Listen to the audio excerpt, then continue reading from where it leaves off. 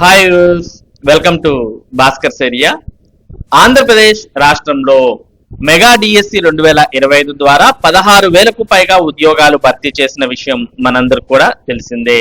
మరి ఈ ఉపాధ్యాయ నియామకాలు సక్రమంగా జరగలేదు, వీటిలో భారీ అవినీతి చోటు చేసుకుంది అంటూ మరి ఆంధ్రప్రదేశ్ ప్రతిపక్ష నేత జగన్ మరి విమర్శిస్తూ ఆంధ్రప్రదేశ్ విద్యాశాఖ మంత్రి లోకేష్ ను తొలగించాలి అంటూ డిమాండ్ చేస్తూ ఉన్నారు.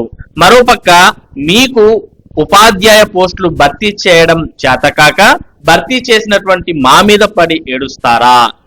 ఇంకా ఏడవండి, త్వరలో మరో డిఎస్సిని కూడా నోటిఫికేషన్ ను కూడా ఇవ్వబోతున్నాం అంటూ ఆంధ్రప్రదేశ్ విద్యాశాఖ మంత్రి లోకేష్ తెలియజేస్తూ ఉన్నారు. మొత్తానికి ఒకరి మీద ఒకరు ఆరోపణలు చేసుకుంటున్నారు. మరి ఈ వీడియోలో వాటికి సంబంధించినటువంటి సమాచారం, మరి ప్రభుత్వం దీని మీద ఎటువంటి క్లారిటీ ఇస్తోంది అనే దానికి సంబంధించిన సమాచారాన్ని మనం ఒకసారి గమనిద్దాం. డిఎస్సిలో భారీ స్కామ్, లోకేష్ ను తప్పించాలి జగన్. డిఎస్సిని పబ్లిసిటీకి వాడుకుని స్కామ్లతో ఉద్యోగార్థులకు ద్రోహం చేశారని జగన్ కూటమి ప్రభుత్వంపై మండిపడ్డారు. Paper leak, data delete, merit list మాయం, సెలెక్ట్ అయిన వారికి మాత్రమే నేరుగా మెసేజ్లు ఎందుకు పంపారు? కలెక్టర్ కార్యాలయాల్లో ఎంపికైన వారి జాబితాలు ఎందుకు పెట్టలేదు? దీనికి బాధ్యత వహిస్తూ లోకేష్ ను పదవి నుంచి తప్పించి వెంటనే సిబిఐ దర్యాప్తు కోరండి అని పలు అంశాలతో ట్వీట్ చేశారు. ఇది జగన్ యొక్క స్పందన. ఇక మరోపక్క జగన్ లెంపలేసుకొని టీచర్లకు సారీ చెప్పాలి అంటూ లోకేష్ చెప్పడాన్ని ఇక్కడ మనం చూస్తూ ఉన్నాం. ఏపీ డిఎస్సిలో స్కామ్ జరిగిందని జగన్ చేసిన ఆరోపణలపై మంత్రి లోకేష్ స్పందించారు. మీ బాధ, ఆక్రోశం అర్థం చేసుకోగలను జగన్ గారు. మేం 16,000 టీచర్ పోస్టులు భర్తీ చేశాం. త్వరలోనే మరో డిఎస్సి ఇవ్వబోతున్నాం. పారదర్శకంగా జరిగిన మెగా డిఎస్సిలో నిద్రాహారాలు మాని చదివి ప్రతిభతో ఉద్యోగాలు సాధించిన 16,000 మందిని అవమానించారు. ఎంపికైన టీచర్లందరికీ జగన్ లెంపలు వేసుకుని సారీ చెప్పాలి అని డిమాండ్ చేశారు. మరి డిఎస్సి 2025లో ఎటువంటి పేపర్ లీక్ అనేది జరగలేదని, అటువంటి దానికి అసలు ఆస్కారమే లేదంటూ పాఠశాల విద్యాశాఖ ప్రకటన విడుదల చేసింది. మెగా డిఎస్సి 2025 పరీక్షలను భద్రతా ప్రమాణాలతో కంప్యూటర్ బేస్డ్ టెస్ట్ అనగా సిబిటి విధానంలో నిర్వహించామని, ప్రశ్నాపత్రాల లీకేజీకి ఆస్కారమే లేదని పాఠశాల విద్యాశాఖ స్పష్టం చేసింది. డేటా ఏది డిలీట్ కాలేదని, డిజిటల్ రికార్డులన్నీ భద్రంగా ఉన్నాయని తెలిపింది. డిఎస్సి పై కొన్ని మాధ్యమాల్లో వస్తున్న ఆరోపణలపై విద్యాశాఖ సోమవారం స్పందించింది. సిబిటి విధానం ప్రకారం ఏ అభ్యర్థికి ఏ స్లాట్ లో ఏ ప్రశ్నాపత్రం వస్తుందో ఎవరికి తెలియదు. ఇందులో మానవ జోక్యం ఉండదు. ప్రశ్నాపత్రం లీక్ కావడం అసాధ్యం. దీనిపై ఇప్పటి వరకు ఏ ఫిర్యాదు రాలేదు అని పేర్కొంది. ఎస్సీఆర్టీలో కాంట్రాక్ట్ ఉద్యోగిగా పనిచేసి మానేసిన పి నవీన్ అనే అభ్యర్థిని మెరిట్ ప్రతిపాదికన డిఎస్సి ధ్రువపత్రాల పరిశీలనకు పిలిస్తే హాజరు కాలేదు. దీంతో తర్వాతి మెరిట్ అభ్యర్థికి అవకాశం ఇచ్చారు. అన్నమయ్య, వైఎస్ఆర్ కడప జిల్లాల్లో school assistant biology Urdu medium పోస్టుల భర్తీ నిబంధనల మేరకే జరిగిందని వివరించారు. మరి పాఠశాల విద్యాశాఖ విడుదల చేసినటువంటి పూర్తి ప్రకటనను మనం ఒకసారి ఇందులో చూద్దాం. మరి న్యూస్ పేపర్ లో వచ్చింది కాకుండా ఇక్కడ పాఠశాల విద్యాశాఖ ఇచ్చినటువంటి ఖండన వార్త అంటూ మొత్తం సమాచారాన్ని ఇక్కడ చూడవచ్చు. మెగా డిఎస్సి 2025 పై దుష్ప్రచారం. ఇటీవల కొన్ని ప్రసార మాధ్యమాలు సోషల్ మీడియాలో మెగా డిఎస్సి 2025 నిర్వహణపై, ముఖ్యంగా ప్రశ్నాపత్రాల లీకేజీ, అభ్యర్థుల ఎంపికపై వస్తున్న కథనాలు పూర్తిగా అవాస్తవం, నిరాధారమైనవి, దురుద్దేశపూర్వకమైనవి, నిరుద్యోగ ఉపాధ్యాయ అభ్యర్థుల్లో ఆందోళన కలిగించేందుకు, ప్రజల్లో ప్రభుత్వ నియామక వ్యవస్థపై విశ్వాసాన్ని దెబ్బతీసేందుకు జరుగుతున్న ఈ తప్పుడు ప్రచారాలను పాఠశాల విద్యాశాఖ తీవ్రంగా ఖండిస్తోంది. ఈ కథనాలకు సంబంధించిన వాస్తవాలు ఈ విధంగా ఉన్నాయి. అత్యంత పారదర్శకంగా సిబిటి విధానం, లీకేజీ అసాధ్యం.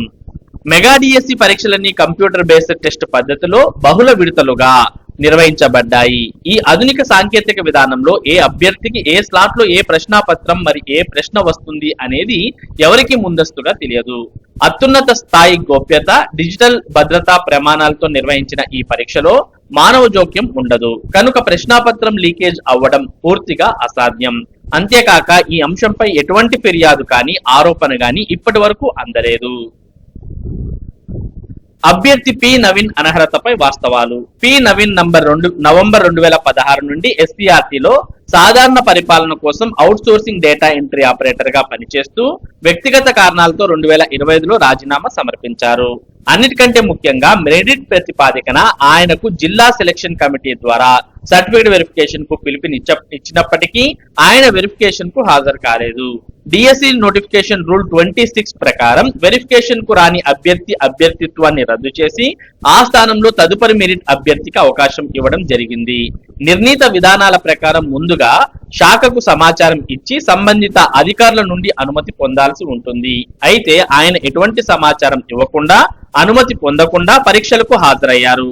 అందువల్ల ఆయన పేరు తదుపరి ఎంపిక ప్రక్రియ రికార్డుల నుండి తొలగించబడింది.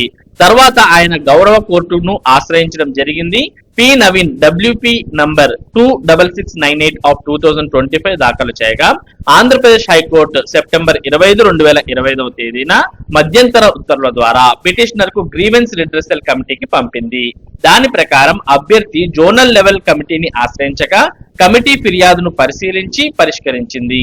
అనంతరం ఆయన రాష్ట్ర స్థాయి అప్పీల్ మరియు తుది అప్పీల్ కూడా సమర్పించగా అన్ని స్థాయిల్లో నిబంధనల ప్రకారం విచారించి పరిష్కరించబడ్డాయి. నిబంధనల ప్రకారమే రిజర్వేషన్లు ఎంపికలు. అన్నమయ్య, కడప జిల్లాలకు చెందిన school assistant biology Urdu medium పోస్టుల భర్తీ పూర్తిగా మెరిట్ మరియు రోస్టర్ నిబంధనల ప్రకారమే జరిగింది. ఓపెన్ కాంపిటీషన్ రోస్టర్ పాయింట్ కింద అత్యధిక మార్కులు సాధించిన అభ్యర్థిని ఓసీ ఈడబ్ల్యూఎస్ కోటా కింద చెల్లుబాటు అయ్యే సర్టిఫికెట్ కలిగిన మెరిట్ అభ్యర్థిని నిబంధనల ప్రకారమే ఎంపిక చేయడం జరిగింది. ఇందులో ఎటువంటి నిబంధనల అతిక్రమణ జరగలేదు. మెగా డిఎస్సి 2025 ఎంపిక ప్రక్రియ నోటిఫై చేసిన నిబంధనలు, రిజర్వేషన్ రోస్టర్ మరియు మెరిట్ ప్రమాణాల ప్రకారం కట్టుదిట్టంగా నిర్వహించబడింది. రికార్డు స్థాయిలో అత్యంత పారదర్శకంగా నియామకాలు. నోటిఫికేషన్ విడుదలైన కేవలం 148 రోజుల్లోనే రికార్డు స్థాయిలో పూర్తి పారదర్శకతతో మెరిట్ జాబితాలు ప్రచురించిన తర్వాత సర్టిఫికేట్ వెరిఫికేషన్ నిర్వహించడం జరిగింది. కోర్టు ఆదేశాలను ఉల్లంఘించామనడం ముమ్మాటికే అబద్ధం. ప్రతి దశలోనూ ప్రాథమికకి, తుదికి అభ్యంతరాల స్వీకరణ, అప్పీల్, న్యాయపరమైన మరియు పాలనాపరమైన నిబంధనలు తూచా తప్పకుండా పాటించడం జరిగింది. న్యాయస్థానాల ఆదేశాలను ఎక్కడా ఉల్లంఘించలేదు.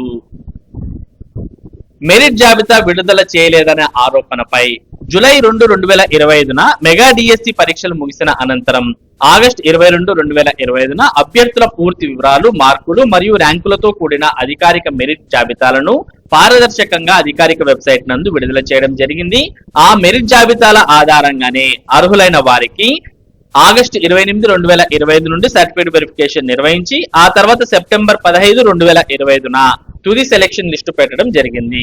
అన్ని సబ్జెక్టుల పూర్తి మెరిట్ జాబితాలను అభ్యర్థుల క్యాండిడేట్ ఐడి, పేరు, మార్కులు, rank, community, local, non local స్టేటస్లతో సహా అధికారిక వెబ్సైట్ లో ప్రచురించిన తర్వాతే సర్టిఫికేట్ వెరిఫికేషన్ చేపట్టడం జరిగినది.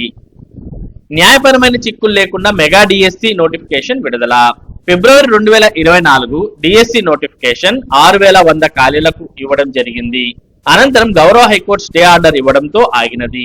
తదుపరి రాష్ట్ర వ్యాప్తంగా ఉన్న ఖాళీలను సమీక్షించి 16,347 ఖాళీలతో మెగా డిఎస్సి 2025 నోటిఫికేషన్ విడుదల చేయడం జరిగినది.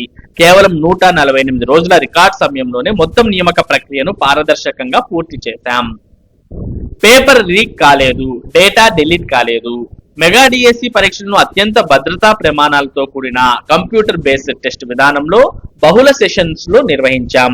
Restricted access protocols, digital security వ్యవస్థల మధ్య జరిగిన ఈ పరీక్షల్లో ప్రశ్నాపత్రాల లీకేజీకి ఏమాత్రం అవకాశం లేదు. వేర్వేరు సెషన్లకు వేర్వేరు ప్రశ్నాపత్రాలు వాడినప్పుడు ఒకరి పేపర్ మరొకరికి ముందే లీక్ అవ్వడం అనేది సాంకేతికంగా అసాధ్యం. దీనిపై ఇప్పటి వరకు ఎలాంటి అధికారిక ఫిర్యాదు గాని ఆధారాలు గాని లేవు. డేటా డిలీట్ అనేది జరగలేదు. ప్రతి దశలోనూ మల్టీ లెవెల్ వెరిఫికేషన్ సిస్టమ్స్ ద్వారా డిజిటల్ రికార్డులన్నీ భద్రంగా ఉన్నాయి. ఎస్సీఆర్టీలో ఒక సాధారణ పరిపాలన పనులు చేసే అవుట్సోర్సింగ్ వ్యక్తికి డిఎస్సి పరీక్షల నిర్వహణకు లేదా మూల్యాంకనానికి ఎలాంటి సంబంధం లేదు. డిజిటల్ సిస్టమ్స్ పై ఆయనకు ఎలాంటి యాక్సెస్ లేదు. ఆయన జిల్లా స్థాయి సర్టిఫికేట్ వెరిఫికేషన్ కు కూడా హాజరు కాలేదు.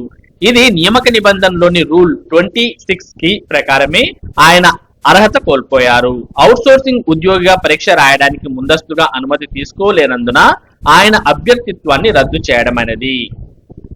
రాష్ట్ర కార్యాలయం నుండి సెలక్షన్ ప్రక్రియ జరపడం, కొత్తగా ప్రవేశపెట్టిన హారిజెంటల్ రిజర్వేషన్ విధానాన్ని రాష్ట్ర వ్యాప్తంగా అన్ని జిల్లాల్లో లోపాలు లేకుండా ఒకేలా అమలు చేయడం కోసం మాత్రమే రాష్ట్ర కార్యాలయం సాంకేతిక సమన్వయాన్ని అందించింది. ఈ ప్రక్రియ అంతా ఆయా జిల్లాల ఎంపిక కమిటీలు, జిల్లా విద్యాశాఖ కార్యాలయాలు, రిక్రూట్మెంట్ సిబ్బంది డిప్యుటేషన్ ద్వారా వారి సమీక్షలోనే జరిగింది. సంబంధిత డిఈఓలు, ఆర్జేడీలు స్వయంగా వెరిఫై చేసి ఫైనల్ సెలక్షన్స్ ఖరారు చేయడం జరిగినది. అభ్యర్థులు స్వచ్ఛందంగా ఎంచుకున్న పోస్ట్ ప్రిఫరెన్స్ ఆధారంగానే కేటాయింపులు జరపడం జరిగింది. దరఖాస్తు సమయంలో సవరణ కాలంలో అభ్యర్థులు స్వచ్ఛందంగా ఇచ్చుకున్న పోస్ట్ ప్రిఫరెన్స్ ఆధారంగానే కేటాయింపులు జరిగాయి. తాము ఎంచుకున్న ఆప్షన్లే ఫైనల్ అని అభ్యర్థులు స్వయంగా డిక్లరేషన్ ఇచ్చారు. అభ్యర్థుల మెరిట్, రిజర్వేషన్ రోస్టర్, వారు కోరుకున్న ప్రాధాన్యతల ఆధారంగా ఆటోమేటెడ్ కంప్యూటర్ వ్యవస్థ ద్వారానే పోస్టుల కేటాయింపు జరిగింది. కొంతమంది అభ్యర్థులు ఈ విషయంగా గౌరవ హైకోర్టును ఆశ్రయించడం జరిగినది మరియు గౌరవ హైకోర్టు ఉత్తర్వులపై అవసరమైన న్యాయపరమైన చర్యలను తీసుకోవడం జరిగినది. ఒకే కేటగిరీలో మధ్య ర్యాంకుల్లో ఉన్న వారిని వదిలేసి పైన కింద ఉన్న వారికి వెరిఫికేషన్ లేఖలు ఇచ్చారనే ఆరోపణలపై మహిళలు, దివ్యాంగులు, మాజీ సైనికోద్యోగులు, స్పోర్ట్స్ కోటాలకు హారిజెంటల్ రిజర్వేషన్ అమలు చేయడం వల్ల ఈ అభ్యర్థులను నిర్దేశిత రోస్టర్ పాయింట్లలో సర్దుబాటు చేయాల్సి ఉంటుంది. అందువల్ల వారి జనరల్ ర్యాంకు తక్కువగా ఉన్నప్పటికీ ఎంపిక పరిధిలోకి రావడం వల్లే వారు వెరిఫికేషన్ కు పిలువబడ్డారు. ఇది చట్టబద్ధమైన ప్రక్రియ. కన్వీనర్ గా జాయింట్ డైరెక్టర్ స్థాయి అధికారిని నియమించారనే ఆరోపణలపై ప్రభుత్వ నిబంధనల ప్రకారం జాయింట్ డైరెక్టర్ టెట్ అనే పోస్టుకే రాష్ట్రంలో టెట్ పరీక్షలు మరియు డిఎస్సి నియామక ప్రక్రియల నిర్వహణ బాధ్యతలు అధికారికంగా అనుబంధించబడి ఉన్నాయి. ప్రస్తుత కన్వీనర్ గతంలో కూడా ఏపీ టెట్ జులై 2024 పరీక్షలను అత్యంత విజయవంతంగా, సమర్థవంతంగా నిర్వహించిన అనుభవం ఉన్నవారే. ఆ తర్వాతే వారు ఎస్సీఆర్టీ డైరెక్టర్ గా నియమితులయ్యారు. ఈ క్రమంలోని వారి అనుభవాన్ని, సమర్థతను పరిగణంలోకి తీసుకుని అభ్యర్థుల ప్రయోజనాల కోసం మెగా డిఎస్సి 2025 నిర్వహణ బాధ్యతలను కూడా కన్వీనర్ గా వారికి అప్పగించడం జరిగింది. అందువల్ల ఈ నియామకం పూర్తిగా ప్రస్తుత పరిపాలనా వ్యవస్థకు, ప్రభుత్వ ఉత్తర్వులకు మరియు నిర్దేశిత సేవా నిబంధనలకు అనుగుణంగానే అత్యంత చట్టబద్ధంగా జరిగింది. తప్పు ఇందులో ఎలాంటి నిబంధనలు ఉల్లంఘన లేదు అంటూ డైరెక్టర్ పాఠశాల విద్యాశాఖ ఆంధ్రప్రదేశ్ ప్రభుత్వం వారు పూర్తి వివరణ ఇవ్వడాన్ని మనం చూస్తూ ఉన్నాం. మరి మెగా డిఎస్సిలో స్కామ్ జరిగింది అంటూ జగన్ ఆరోపిస్తున్నప్పటికీ మెగా డిఎస్సిలో ఎటువంటి స్కామ్ జరగలేదు. మీకు ఏవైనా సందేహాలుంటే వాటికి సంబంధించినటువంటి పూర్తి క్లారిటీని ఈ ఖండన వార్త ద్వారా ఇవ్వడం జరిగినది. కాబట్టి మెగా డిఎస్సికి సంబంధించినటువంటి అపోహలను ఇక్కడ మనకు తొలగించడం ప్రభుత్వం బాధ్యతగా మనకు ఇక్కడ ఖండన వార్తను విడుదల చేయడం జరిగింది. మరి ఇందులో ఉన్నటువంటి సమాచారం ఆధారంగా అభ్యర్థులకు ఉన్నటువంటి సందేహాలను నివృత్తి చేసుకోవచ్చు. ఇది ఏపీ మెగా డిఎస్సి లీకేజ్ వార్తలకు సంబంధించి ప్రభుత్వం క్లారిటీ. ఇటువంటి ముఖ్యమైన సమాచారం, ముఖ్యంగా విద్య మరియు ఉద్యోగ సంబంధిత సమాచారాన్ని భాస్కర్స్ ఏరియా మీకు అందిస్తూ ఉంటుంది. మరి ఈ సమాచారం మీరు మిస్ కాకుండా పొందడానికి మన భాస్కర్స్ ఏరియా యూట్యూబ్ ఛానల్ కు సబ్స్క్రైబ్ అవ్వండి. అలాగే ఈ వీడియోని లైక్ చేసి షేర్ చేయండి. Thank you for watching this video.